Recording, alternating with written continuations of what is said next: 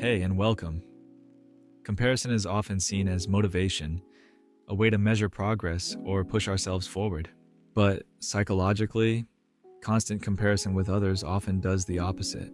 This video explores why comparing yourself to other people is fundamentally unfair and how differences in background, upbringing, emotional safety, and starting conditions shape outcomes in ways we rarely see.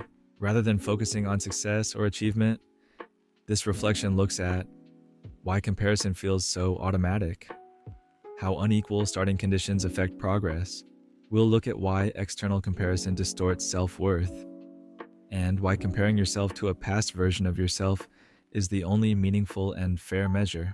If you struggle with feeling behind, inadequate, or pressured by other people's progress, this video offers a calm psychological perspective on comparison, without judgment, motivation, culture, or pressure to perform. Understanding how comparison works can change how you relate to yourself. Chapter 1: Why comparison feels natural but quietly hurts. Comparing ourselves to others feels almost automatic. We rarely decide to do it. It simply happens. We notice where we stand, how fast others move, what they have achieved, what seems easier for them. From a psychological perspective, comparison is not a flaw. It is a basic orientation mechanism. Human beings are social creatures. For most of our history, knowing our position within a group was necessary for survival. Comparison helped us answer questions like, am I safe here? Do I belong? Am I falling behind? In small, relatively equal groups, this mechanism made sense. But modern life has changed the conditions entirely. Today, we compare ourselves not within small, shared environments, but across vast, unequal, and invisible contexts. We compare our inner lives to others' outer results, our struggles to their highlights, our starting point to their current position. And because comparison happens quietly and repeatedly, it often shapes self-worth without being questioned. What begins as orientation slowly becomes evaluation, and evaluation turns into judgment. Chapter 2: Why comparisons are fundamentally unfair. At first glance, comparison feels logical. Two people, two outcomes. One appears more successful, more confident, more stable. But psychologically, this logic collapses the moment we look beneath the surface. Because no two people start from the same conditions.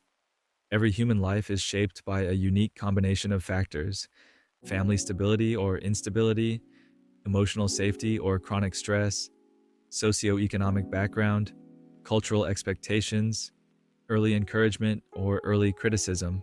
These factors don't just influence opportunity, they shape nervous system regulation, self-trust, risk tolerance, confidence, and emotional resilience.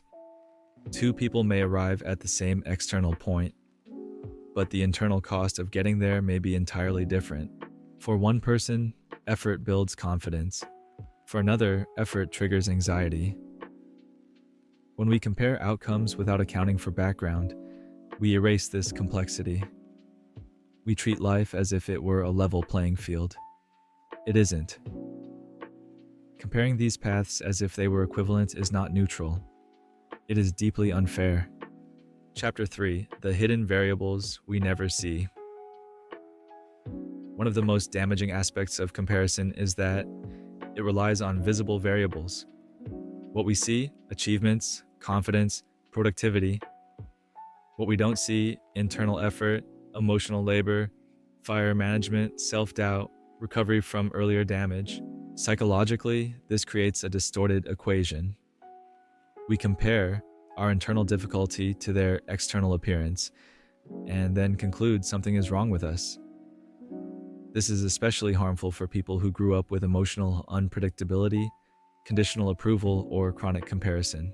For them, progress is often slower, not because of laziness, but because energy is spent on regulation before action is even possible. They are running the same race with a heavier load, but comparison ignores load. It only measures distance. This leads to a quiet internal narrative. Others are ahead. I must be behind. But behind what? Behind a timeline that was never shared? Behind resources that were never available? Behind safety that was never guaranteed? Comparison treats life as a single story. In reality, it is millions of different ones. Chapter 4: How Comparison Distorts Self-Perception. Over time, constant comparison reshapes how we see ourselves. It narrows identity. Instead of asking, "What am I building given my life?" we ask, "Why am I not where they are?" This subtle shift has profound consequences. Comparison turns development into deficiency. Progress is no longer measured by movement, but by relative position. This creates several psychological traps. One is chronic inadequacy. No matter how far you go, someone else appears further. Another is loss of internal reference. Instead of listening to your energy, your values, your limits, you track others' pace, others' outcomes, others' approval. And slowly, your own inner compass weakens. This is why comparison often leads to burnout, anxiety, self-criticism, paralysis. Not because you are incapable, but because you are navigating with someone else's map. Chapter 5: Why comparing yourself to your past self is the only fair measure. There is only one comparison that accounts for context: comparing yourself to who you were before. Your past self shares your history, your nervous system, your constraints, your starting conditions. This makes the comparison meaningful. When you compare yourself to your past self, you ask different questions. Am I more aware than I was? Do I recover faster than before? Do I set clearer boundaries? Do I understand myself better? These forms of progress are often invisible to others, but psychologically, they matter more than external milestones. This kind of comparison restores fairness. It acknowledges effort. It respects limitation. It honors growth that happened quietly. Importantly, comparing yourself to your past self does not mean constant self-optimization. It does not require linear improvement. It allows for setbacks, pauses, regressions, rest. Because development is not a straight line. It is a process of integration. When comparison becomes internal rather than external, something shifts. Motivation becomes less punitive. Self-respect increases.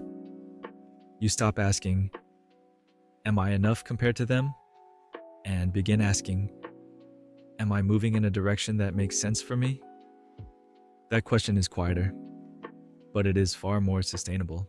Everyone you compare yourself to is living a different life, with different conditions, different wounds, and different forms of support. The only person you can fairly measure yourself against is the person you were before you knew what you know now. Growth is not about catching up. It is about becoming more aligned with your own path, and that path has never belonged to anyone else. Chapter 6: A Healthier Way to Measure Growth. Comparing yourself to others ignores the most important part of any story: context. Measuring your worth or progress against someone else's life will always be incomplete and often harmful. Real growth becomes visible when comparison turns inward. When you measure yourself against who you were before, how you cope, how you recover, how you understand yourself, progress becomes personal rather than competitive. This channel explores psychology and philosophy in a calm, reflective way, not to push self-improvement, but to reduce unnecessary self-judgment. Sometimes the most meaningful progress isn't about getting ahead of others. It's about becoming less harsh with yourself along the way. Are there specific topics you're interested in or a particular question you'd like answered in your life? Let me know in the comments. Subscribe now and join me on your journey toward more clarity and inner strength.